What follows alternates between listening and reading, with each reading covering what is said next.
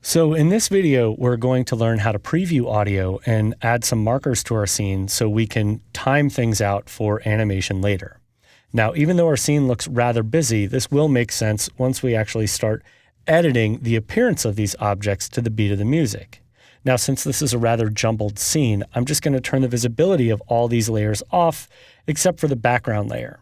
Now, since I do want to control the appearance of these layers as they move throughout the scene, I just want to have a general count so I can know how many markers I want to add to my music.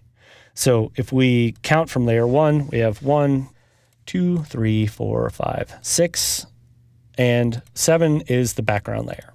So 6 elements, obviously if you look at the number of the layers, that would tell you the same thing as well. Now, select our layer 8.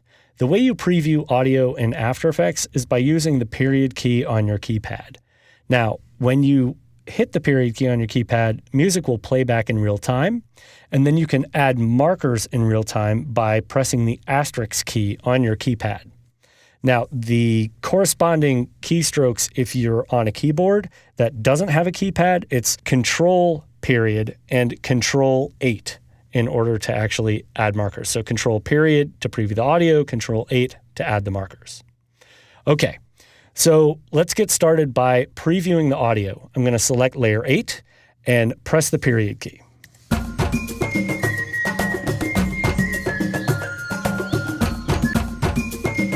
Okay, you can press the space bar on your keyboard to stop playback. There is a preference in After Effects in your preferences where you can change the length of the audio preview if you need a longer one. All right. Now, this time, I want to press the period key since we have some familiarity with the music. We can start adding some markers in real time using the asterisk key. Now, don't panic if it doesn't happen the first time. Just let the playhead roll back and add more markers. As long as layer 8 is selected, your markers will appear on layer 8. All right, let's get going.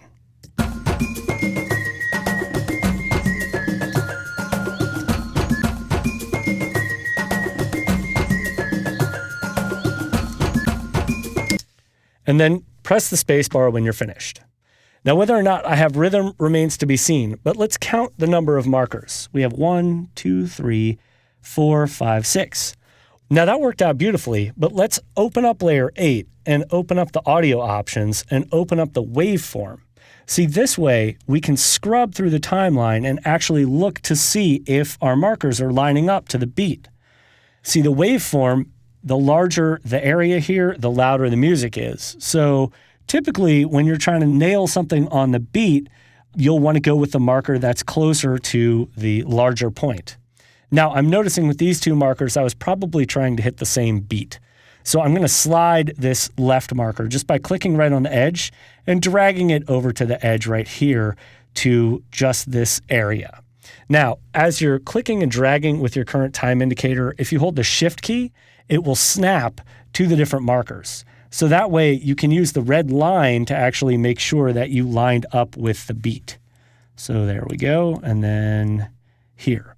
Okay, perfect. Now let's press the period key one more time and you'll notice the current time indicator scrubbing through and we can just watch visually to see if things lined up.